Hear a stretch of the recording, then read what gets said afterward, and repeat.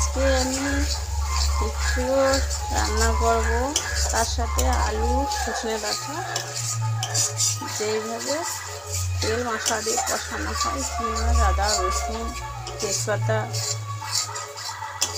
শুকনো লঙ্কা দারুচিনি একটু জিরে দিয়ে আমি কুড়িয়ে নিয়েছি।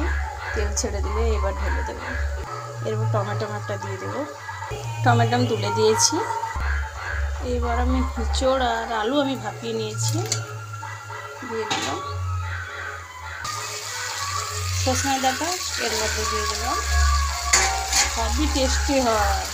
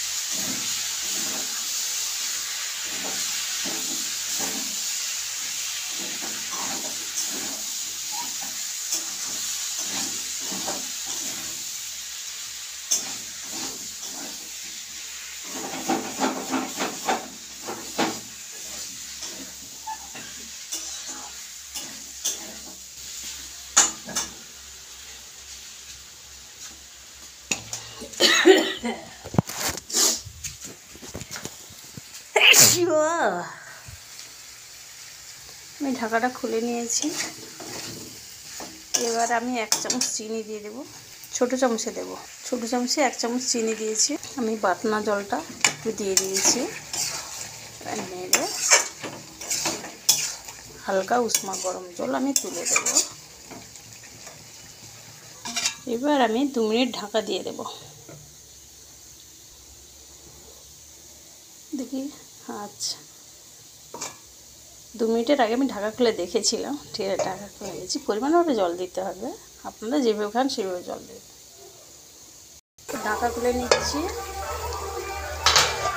কীভাবে হচ্ছে দেখুন।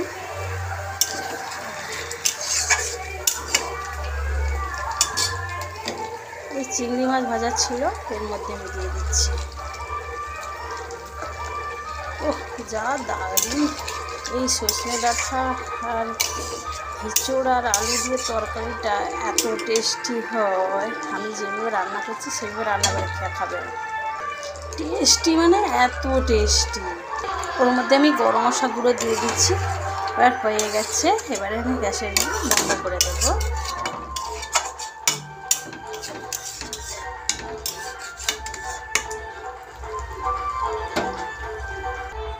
আমি গ্যাসের ফ্লেম বন্ধ করে দিয়েছি। এবার আমি ঢাকা দিয়ে দেবো।